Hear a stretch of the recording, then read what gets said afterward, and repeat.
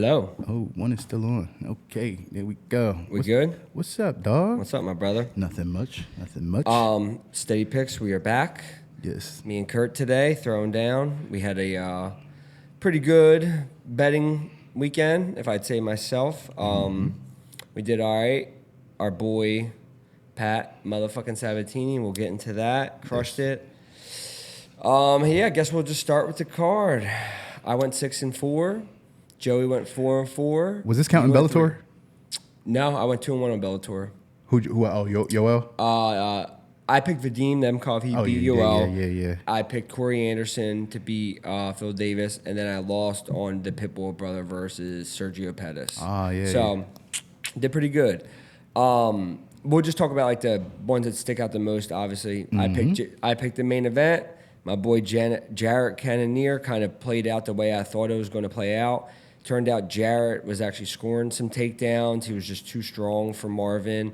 Marvin's a dog, but Jarrett was on a mission, man. And, I was going that's kind of how I thought it was going to play out. Did you think? Because at first when I was texting, talking to Joey, I was like, "Yo, something look like it's up. Like he don't look the same." Marvin, or I started thinking, I was like, or maybe Jarrett Cannonier is just too physically present. Like he's like when you get in there with him, you're like, like this dude is a specimen. He's fast, he's strong. He's 39 years old and he looks amazing. Amazing, right? Yeah. Yeah. I was thinking that. I was like, maybe he's just too. And then the pressure. Yeah. So that's the other thing. Like, I don't think people understand what pressure does in fighting. And it's like when someone's just constantly on you, like they're not. They only gotta be touching you. Yeah, you're just your mind exhausted. Yup. So I was like, besides him getting dropped in the first, like it was pretty much one-way traffic for Jarrett. Yeah. So that was a good underdog my bad. pick. Before you leave though, Marvin Vittori is a dog. Oh, bro. he's the biggest dog. A dog, yo. Never been knocked down. I don't think he's been finished. Never been knocked down. Never been finished. And I thought he was done. I think in like the third and fourth or whatever. So I was like, yo, it wasn't looking good. Yeah, and usually I don't congratulate that type of stuff. Yeah. But he's a dog. You got to point that out. Armin got the finish. He got dropped too. He got clipped. He got clipped in the second round. This dude came to fight. Silva's good. He did, bro. Silva's good. But I see why you say Armin is coming. Like, and looking at it, and I'm like, he looks better than what he looked like when he fought Islam the first time. But it's just like all around package. Yep. I could tell this dude's gonna be a problem. Yeah. Only fight I missed was this one, Armin and Duncan. What was I doing with this fight? From what I remember seeing, it wasn't really that entertaining. Yeah. But I picked Duncan. You guys picked Armin, so you guys won on that. Yeah. Pat. Yes, sir. Sabatini, man. I think he didn't even. I think he took one punch. He took one punch, and it's just. I think with us, it's just so personal because, like I said, you know what goes on with people behind the scenes, right? So it's like when you see them overcome, even your fight coming up, you got a lot to prove to yourself and shit like that, right? So it's like you know what a person goes through after a defeat or just sometimes after a win. And you just know what they're capable of. You know what I'm saying? And for him to overcome it and just go out there and really remind himself who he is and why he's doing this. I think that was the biggest thing. Like even with me, like sometimes you gotta remind yourself who the fuck you are. You know, sometimes you forget or you just get caught up in whatever. But it was 11 o'clock at night, and I fucking screamed. My wife Kristen was sleeping. She had work the next day. I was trying to contain myself. Yeah. You ever see the drawing about Izzy watching his teammate? He's like, I'm about to explode. That was me. That was me watching Pat. Yeah, bro. So it was phenomenal. Got the body lock, got the takedown.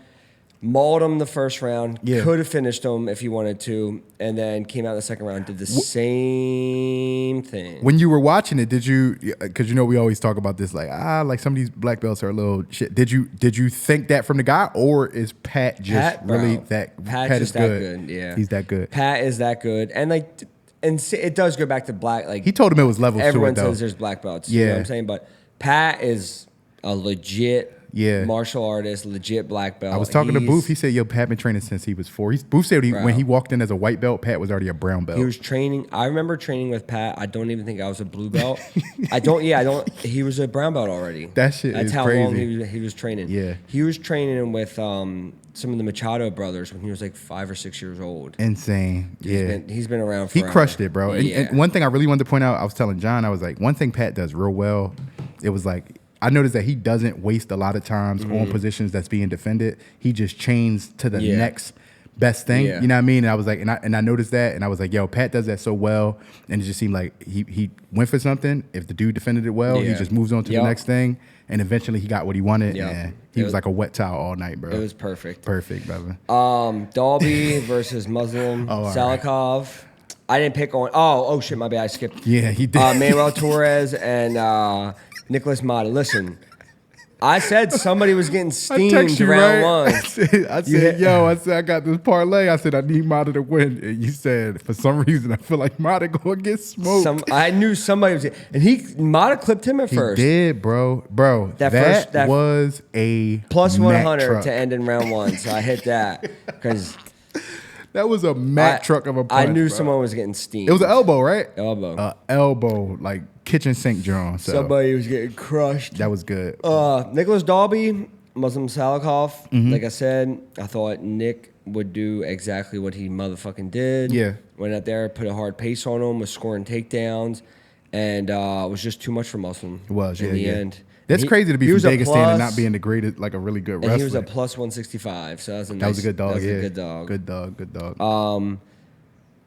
Miles Johns versus this fight got canceled, right? Yeah. Only thing was that fight got canceled. We didn't. Oh, this fight was this. You saw this knockout? Kai Young Ho Kang. No. Asian boy versus Christian. That was a brutal knockout. Yeah, we picked. I think we all picked. Christian. Yeah. That was a good knockout. Jimmy Flick got beat with calf kicks. We didn't have a pick on that. Yeah. My boy Bondar got smoked. You guys didn't have a pick on that. The Ronnie Lawerence thing. What happened? Because remember, I came in late and I was like, well, what happened? He was in a guillotine. It was tight as shit, but he was like this. Like not tapping, and then the ref grabbed his arm to make sure he was still awake, and then like the what's his name pulled his arm to tell the ref he was good, and then the ref stopped it. So they went back to reviewed it. They're like, nah, dog, no contest. So our boy at Steady Picks, he got lucky. Where you at? I know you were sweating. He said he was taking, I think, 3K. My boy was sweating. Teresa Blada won. She was a minus 225. We had her, and then I went 2-1 on Bellator. Corey Anderson, good win. Vadim Nemkov, he was a huge favorite, but he's a dog. And then Pitbull brother lost to Sergio Pettis. So overall, good fucking weekend for us. As I was telling you about that, I think I posted it, but like people stop. And sometimes we say it, we like, this card don't look too crazy. Bro, sometimes these cards, the cards, they got like names that you just don't know. Or me and Dean were in here yesterday and we're talking, I'm like, there's so many fighters, bro, but like people look at the cards and they think they're not going to be good cards because they don't know the names. That's not true at all. Like I thought this card was pretty good. I thought it was good. I thought it was a really good card. This weekend's good though too. Let's go. Let's start from the top. Josh Emmett versus Ilia Topuria. This is a banger. This is a banger, a lot of power. And I'm not going to give a pick on it right now because I don't know who I'm going to pick. Who you picking? I do think it's Topuria's time in the sense of he's beginning to start to make his run. I loved his knockout. What was that against Hubert? He showed dog in that. He showed he could grapple. He showed that he could weather a storm, and he has good hands.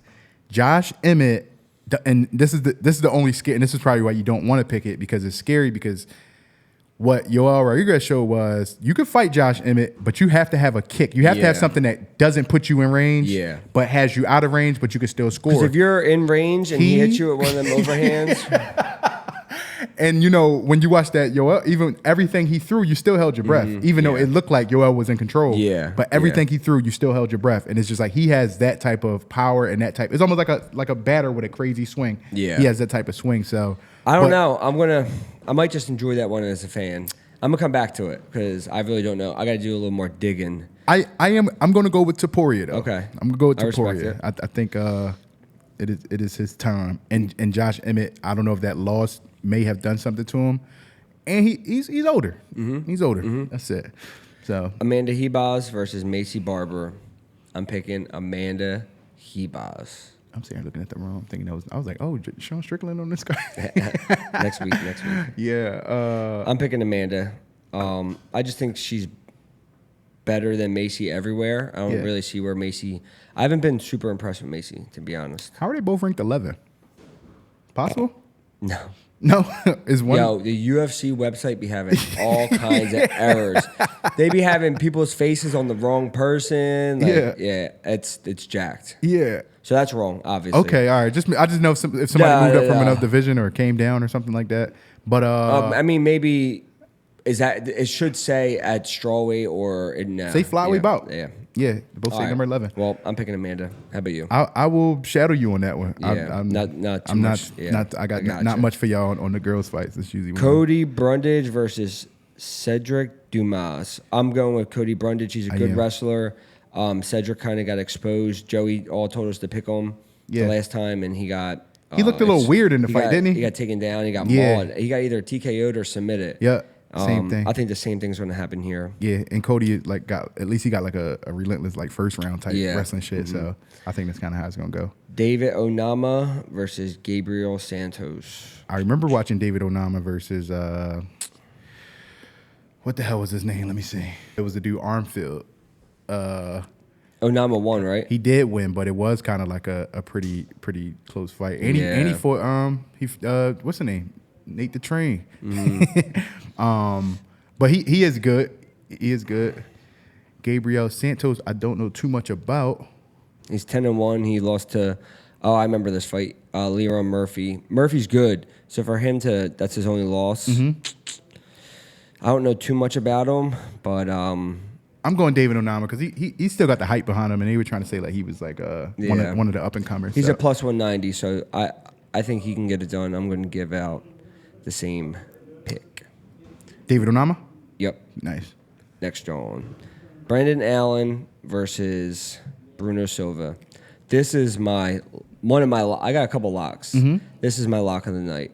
Brendan? Yep. Brendan seems like he's getting better and better. He actually seems like he is progressing. He's really leaning and Brendan truly believes in himself. Mm-hmm.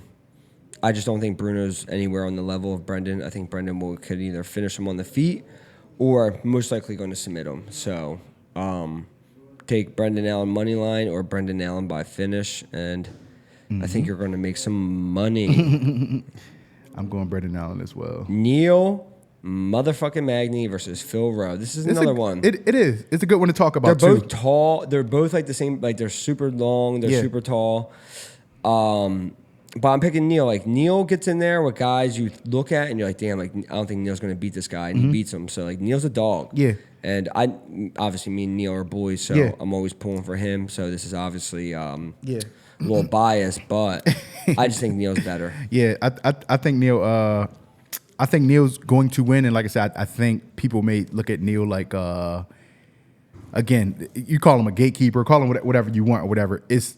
That's for, like I was telling you, that's for the elite though. It doesn't mean you're elite. It doesn't mean that you get in easy if you can't get past Neil. I'm not gonna say if you can't, like whatever, but it's not as easy as you may think. Yeah. And I hope Phil Rowe doesn't like it. And I doubt he's like sleeping on him or anything like that. So either, but like I said, Neil is still a legit fighter. And he's been around, man. Yeah. Just a vet. Yeah. He's been around for a nice little grip now. So another one I want to touch on, Randy Brown, Wellington Turman. One of our teammates has already beaten Turman in Andre Petrosky. He's moving down to 170. Randy's been training with us. I love Randy. I think Randy's going to get it done. That's another one that I think is a lock. And then Tabatha Ricci versus Gillian Robertson. Gillian trains with Dean. I've been working with Dean, and Gillian's impressive, man. Like she's got some really, really good jiu-jitsu. Tabatha, it's a tough fight for her. She's an underdog, but I'm going to ride with the underdog on Gillian. I'll roll with you on that. I like Gillian Robertson. And then there's nothing else really. I'm confused. Is this dude Jack Jenkins, that dude with the leg kicks? Is that him? Canadian dude? Wait, is he Canadian? No, he's Australian. Oh, he's Australian. Because it was this dude that we took. I thought that was him, Jack. He looked like him a little bit. Mean leg. He got like leg kick TKOs. He might. He's fighting Jamall Emmers though. Jamall's good. Yeah. He fought Pat. Yeah, I'm gonna give out. Like I'll hit the boys up from steady picks and give them the rest of my picks. But what's up with this Tafe fight? It fell through. Now it should still be on there. Aston Lane. Yeah. Justin Tafe versus Aston Lane. He going Tafe on that again? Did Tafe get steamed his last fight? Or remember I don't know if it was the brother or was it the I picked up that unpicked up? Yeah. No, it was Parker Porter. Parker Porter, you won. I think it was a KO first round. I'm picking Justin. You want Justin again? Yep. Don't change it. I'm not changing it. I am not changing my fucking pick. Don't change it. But yeah, this card should be a good one. This card should be a good one. You see what fight they announced last night? What? Henry Cejudo versus Chito Vera on the Boston card. You like that? I like it. I like Chito. I always want to watch Chito fight, and it's cool. Like anytime someone like Henry or like John Jones, like obviously I'm not saying they're the same person, but people with big names and big auras like that are still in the sport, it does nothing but elevate the sport, you know? So I guess I mean more like the matchup. You like that matchup for Chito? Henry Cejudo is good, man. Like he's good. Yeah. And I thought his last fight showed actually how good Aljamain is as well. But Chito's one of those guys. He's super confident in himself. Obviously, for him to even take the fight, he's got to think like. I would take it too. Like I said, I would take it just for the a notch on the belt. Yeah. Like to get if you can get a Henry Especially Cejudo if you win. Yeah, sure. For sure. That was cool. The big exciting thing over the weekend was the John Jones Francis encounter. Did you see it? Yeah, I did. I was looking at sometimes when you look at John Jones is a menace. I think it almost comes off as bipolar. Like when it's all fun and games, like the Daniel Cormier thing. Like you know what I mean? Like when his face changes and it goes to full stoic menace. When he was like, I'm a king. Someone was giving us shit for talking about Stipe and wanting to see John and Stipe on one of the posts I made. I'm like, brother, two best heavyweights right now. Like, they're like, oh, why do you guys want to see Stipe get smoked? I'm like, I don't want to see him get smoked. I want to see the two best of the best fight. Francis is no longer in the UFC. Yeah. That fight can't happen. So unless Stipe just retires, then it's like, all right, cool. Then I'll take one of the Russians to fight him. Right. Like Sergey or one of those guys. But besides that, like John Jones and Stipe. Yeah. And if not, if Francis comes back, I'm still betting my house on John. I don't know what they were talking about. Like, what can they work out at this point? I don't get what they think they can do. I don't know either. There's nothing that can be done, right? No. Dana would never, ever, ever bring Francis back. He already said it. He said no. And what about John Jones? You think he's on some sort of contract?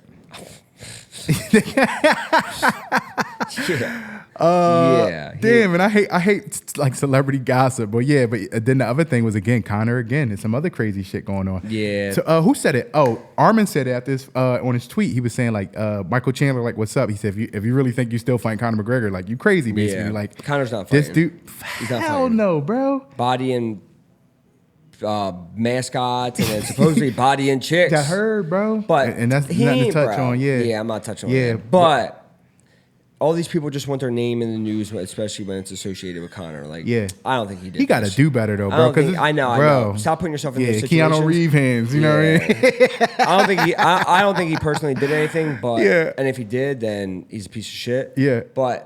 Like, bro, don't put yourself in those situations. Why are you out here just at basketball games, fucking around normal ass people? My thing is, it's still like say, and he looks like he's just partying. Look like he's still like he's hard. not. Knocking and down. Michael Chandler ain't no. And Michael Chandler definitely a hard worker, not taking no days off, really getting it in. So it's like if you really think you about to just walk through this guy, you're not the talented McGregor like you used to be. You're still talented, but you don't got it like you used to have it. Where. So I think you can go back on steady picks, and when we first talked about it, I think I picked Chandler to win that fight. Where I might have picked Conor to knock him out, but either way, I'm picking Chandler. If fight ever does happen, which I don't know if it will, I'm picking Chandler. Yeah, man. It's not looking good for our boy Conor. It's not, and I'm cool with that. Yeah, it is what listen, it is. man.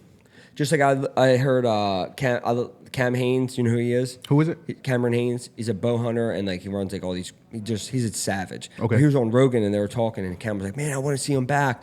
And Rogan's like, "Fuck it. Like if he wants to party on yachts and do whatever he wants to do, he earned it." So I'm like, I'm cool with that. Like Conor, go do whatever you want to do, but don't play with the legacy though. But that's either, that's what I'm saying. Like, all the way in or all the way out. Right? Like, either you're done or you're not. Like, right? That's don't play with the legacy because right now you playing with the legacy. Like, and you don't want to go out bad where people just remember you for like the horrible, most dumbest thing. So if you're done, you're done. You get out of here and just go from there. So, but that's what it is. We had a good weekend last weekend. We're gonna have a good weekend this weekend. Make sure you guys sign up for Steady Picks. It is free. It doesn't cost you $1. You're gonna make money.